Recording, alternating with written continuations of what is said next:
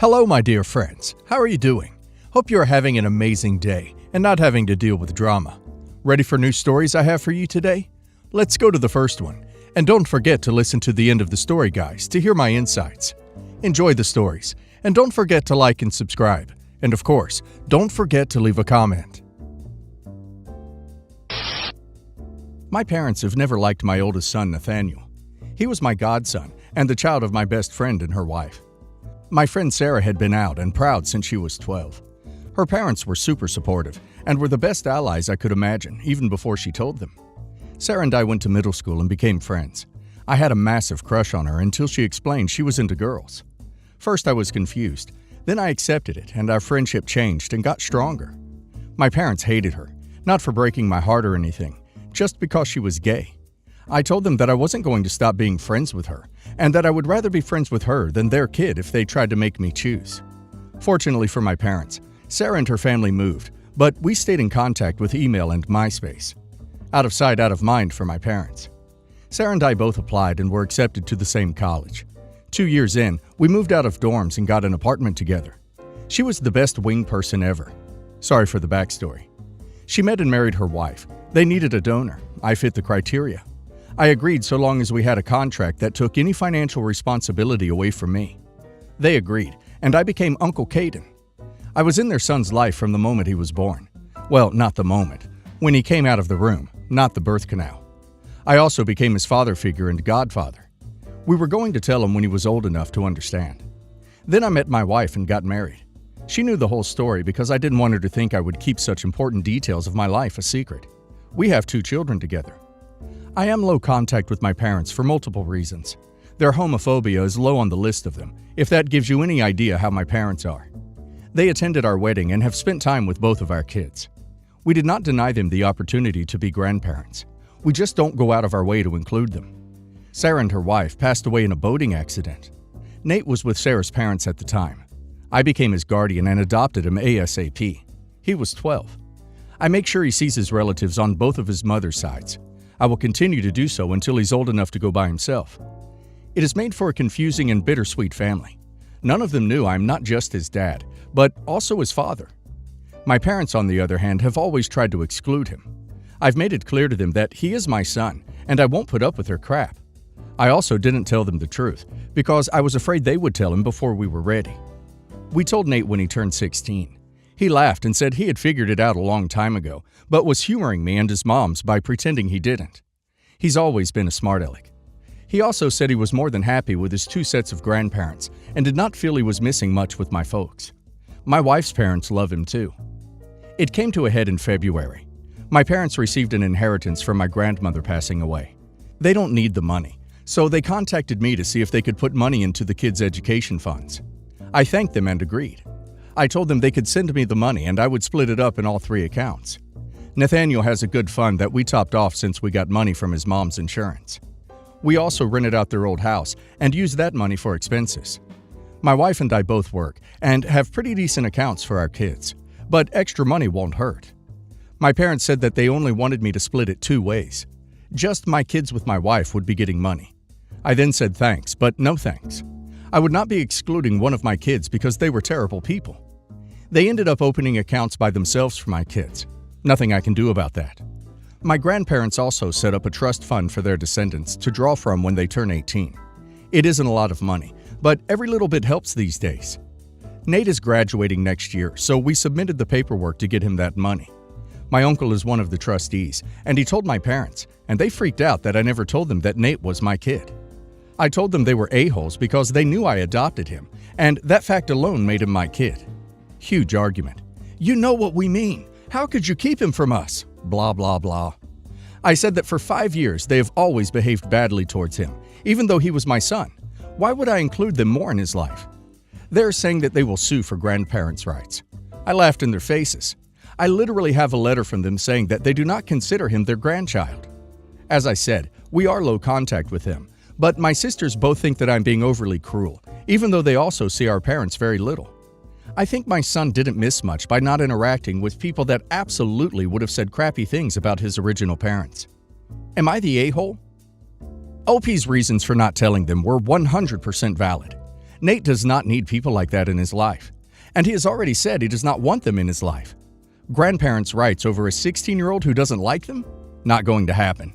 Also, OP's son is almost an adult and can make the decision on his own whether he allows them into his life, which I'm sure he won't.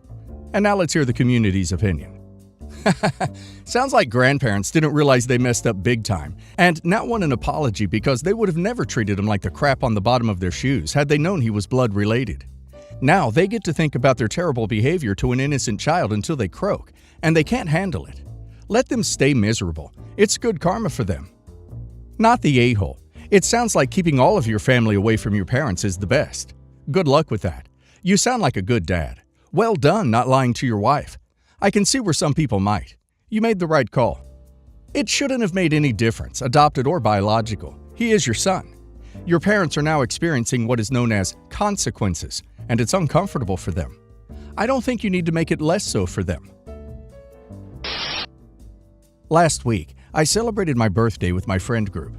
We're all fairly close, and whilst we've never discussed presents or gifts explicitly, we all kind of naturally fell into an unspoken pattern about what kind of birthday gifts we'd give to each other. We do gifts, but they're usually in the 10 to 40 euro range. Think things like a book, a voucher for theater tickets, maybe a nice bottle of wine, that kind of stuff. We're all young professionals or grad students, and that just fits our general income level. A good friend of mine brought her boyfriend to the party, and he gave me a gift of his own, separate from my friends. Without going into too much detail, it was a small object that had a very thoughtful connection to a trip I took in winter. I was genuinely thankful for the gift and thought it was lovely. However, when I unpacked the item at home, something about it just caught my eye. Certain parts of the item that I would have expected to be made of glass didn't look like glass. I ended up Googling the maker's mark on the bottom and found the exact same item online for the price of 750 euros. Now, it'd be one thing if this guy was a trust fund kid for whom that kind of money was just peanuts. I'd still feel uncomfortable, but at least there'd be some logic to this then. But my friend's relationship with this guy already has massive problems, largely centered around him being underemployed and making her pick up the tab for their shared lifestyle to an undue degree. We honestly all expect the relationship to fizzle out soon, because they obviously aren't compatible in some key aspects. So now I've got this 750 euro item on my shelf, and I've no clue how to handle this. It feels extremely inappropriate to have this thing. I'd feel uncomfortable accepting this sort of a gift from almost anyone I know, but the fact that it's A, a friend's romantic partner. I'm gay and her boyfriend knows, but still. And B, said friend has issues with her partner's handling of his finances, just makes it even worse. It's also a highly specific item that I don't think he'd be likely to just have, so I'm pretty certain he must have bought this for the occasion and must be aware of its value. What do I do? My friend seems to be totally unaware of the value of the item. Do I tell her? Do I contact the boyfriend and ask him what the hell was he thinking? How do you handle this? Well, my initial thought is that he is in love with OP, until OP said that he struggled with money. So my second guess is he stole it. OP needs to talk to her friend and tell her the price of the gift. And now let's hear the community's opinion. I'd bring it up with your friend. There is a chance that he got a really good deal, or even a decent knockoff at a lower price. But honestly, if he's bad with money, even something half that price would be pretty inappropriate. Talk to your friend and offer to return the gift if it turns out to have cost as much as you suspect it did. Let them know you are incredibly grateful for his thoughtfulness, but it wouldn't feel right accepting such a lavish gift and that their company and friendship is all that you ask for. Just be honest about how you feel and let your friend decide how she wants to proceed. Another take. Could it have been an inheritance, hand-me-down he had that he didn't have an interest in keeping, and your friend knew you'd genuinely be interested in? I've had friends re-gift me things from their relatives simply because I'd love it harder, which I think is the sweetest thing, and always true. Kinda sounds like he found it somewhere or it caught his eye, and he wanted to do something nice to a good friend of his partner's. Because if he was interested in you, he would have followed up with questions about if you liked it, and maybe said just how much he spent on it. But if he was happy you didn't make a big deal, then it's whatever, to be honest. I'd still definitely talk to his girlfriend about how much you saw it going for, and tell her you just want to make sure he didn't spend that on it. And I'd keep it too. Update. I ended up texting my friend and telling her that I had researched the gift and discovered it was worth a very inappropriate amount of money. She was very surprised by the entire situation, especially considering her boyfriend, now ex, but more on that later, is perpetually broke and makes her foot the bill for their shared lifestyle. She came over to my place and together, we called him on speakerphone, where she demanded some answers. Long story short, he stole it from his own mother. He's still being a bit shady about some details, but we managed to piece together the sequence of events to a satisfactory degree. My friend was supposed to be coming to my birthday party straight from work. When she left her office, she realized she had forgotten the gift she had planned for me, a book, at home. Since she was already running late, and her place is pretty far from both her work and my flat, she chose to text her boyfriend, who was having dinner at his parents' home at the time. She knew he was there and knew his parents lived close to me. So she asked him to just buy a copy of the same book at a bookshop on his way to my place, so they'd have a gift. For reasons known only to him, he did not choose this simple, reasonable solution for the "we forgot our gift" issue. Instead of just leaving 5 minutes early to pick up another copy of the book, he instead chose to just grab a random item off his mother's living room shelf, without asking her. He had no idea what it was, just thought it looked pretty, took it, and stuffed it in a paper bag. He also did not text back my friend to react to her calls, so she reasonably assumed he hadn't read her message and ended up going back to get the book, which is why they arrived separately and with separate gifts. Meanwhile, the boyfriend had unknowingly gifted me not just any antique. No, this item had been passed down to his mother from her 3 times great-grandmother. It had been in his family's possession for literally centuries, and was the only tangible connection she, his mother, still had to her home country, which, incidentally, is also my mother's home country, which he wasn't aware of, meaning that what I thought was a thoughtful connection to my trip there was a total coincidence. He had no idea of the item's cultural significance. My friend immediately made him call his mom to fess up to the entire situation. His mom had been running herself ragged trying to figure out where this item disappeared to for days. Obviously, she never suspected thievery and was blaming herself terribly for having lost something this important. The boyfriend actually had the gall to try to convince her not to make him call his mom. He wanted to sweep the entire thing under the rug. Of course, we didn't let that happen. His mother came by my place this morning, and I returned the item to her, along with some apologies for not starting investigations immediately, and had some nice chocolate. We had a lovely conversation about our shared cultural heritage.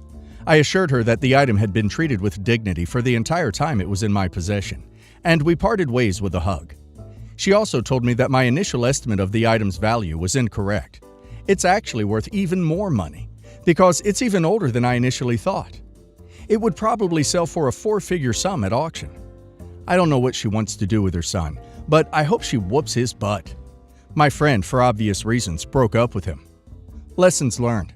Google suspicious gifts and lock away your sentimentals or valuables when people you're not entirely sure about come over. The gall of this man. My wife and I just got out of the hospital with the birth of our second child. Both of my parents were supposed to take care of and spend the night with my older son, 2.5, during this time. We went through every single detail together, as this is the first time both my wife and I would be away from him overnight, so it was a big moment for us mentally. Both of my parents got the play-by-play, and our understanding was both parents would be staying overnight to help our son. My mom would talk about how they would both sleep either on our couch or on our air mattress in our bedroom, as my son had a tendency to get up several times during the night. He will walk through the house at night looking for us, so we wanted to make sure my parents would sleep on the same floor as him and be easy to find. While I ultimately trust both of my parents, my mom is a nurse and has a great overall motherly caring capacity. We were comforted that she would be with my son the first night away. She has spent more time with him and was involved with caring and changing his diaper. I trust my dad, but he did not have the same level of caring, changing diapers, etc. with him. Without telling either my wife or I, my mom decided to not spend the night at our house and left my dad there alone. She left after my son went to bed so she can get a better night's sleep at home for work the next day. I found this out from the cameras at the house. I am not 100% certain on this, but I think there is a high probability she turned off tracking on her phone as her driving history randomly stopped. We share location via app. I found this out on my own the first night in the hospital and did not say anything to her because I did not want the drama while we were in the hospital. She did it again the second night. I asked my wife while in the hospital if it was her understanding that my mom would not spend the night at my house, and she said definitely not. We contemplated if I needed to go home to make sure everything would be good with my son. While in the hospital, she was texting me updates about how the night went, number of times my son woke up, etc.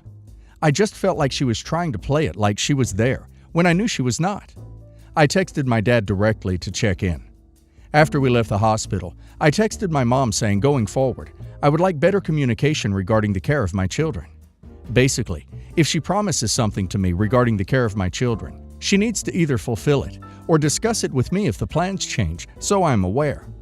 My mom got extremely defensive, justifying her decision, and would not let me talk over the phone. Her position was that nothing bad happened to my son. He was always safe and at home. I said I'm done with this conversation and hung up. I took a later call from her and let her know all my frustrations with this in a not-so-calm manner. I definitely used more swear words that I'm not proud of. I was worked up. She tried to tell me she didn't want to burden me with the details while we were in the hospital. I told her every detail will always matter to me as it relates to the care of my children. She broke her promise to me, and she should be ashamed of herself for causing all this drama on day number 2 of my kid's life. I told her I lost some trust in her, am extremely disappointed this was not discussed as part of our care plans, and the fact she did not run this past me in the moment if the plans needed to change. Am I the a-hole? Edit 1. To clarify, the sleeping arrangement was suggested by her. I offered the bed, and she said she doesn't want to mess with changing out the sheets. I could have told her I would handle the sheets looking back. Our couch is a large oversized L sectional. 2 full adults can easily lay stretched out without touching each other. Edit 2. There was no care plan, but instructions. We had to get to daycare during the day, and they needed to know how to sign him in, walk to classroom, etc. Edit 3. The camera is over the driveway, and I've told them before. It was no secret. Edit 4. I do not monitor my mom's driving history per se. We use a family sharing app that shows the past couple of days' history by default. She can see mine too. I don't think making a change of plans was a huge deal, but her lying about it is what really got me. She could have easily texted you or brought up her concern ahead of time. Instead, she just lied to you and gave fake updates. It's totally understandable to be mad about that. Not the a-hole. The problem isn't that she left. It's that she made a commitment to be there and then pretended as if she'd been there the whole time. She proved she cannot be trusted by lying to you. Honestly, you're the a-hole. Go home and watch your kids yourself if you're going to be this anal.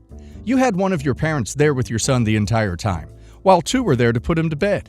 If that truly wasn't enough, then why wasn't he staying at your parents' house? Your mom shouldn't have left and lied, but sheesh, dude. You act like you couldn't have been there yourself. Update. Thank you for all the feedback. We talked and both apologized. I apologized for how I reacted and the language used. It was an a-hole move on me. She apologized for not communicating the change in plans. She said it was poor judgment and it will never happen again. Apparently, she thought about letting us know, but did not think it was needed because she knew our kid was safe. I made it clear I was not concerned with Dad caring for our kid. It was about feeling like we were misled. She agreed. I think for me, this demonstrates the blurred line between parents and grandparents, and it's obvious our communication needs work.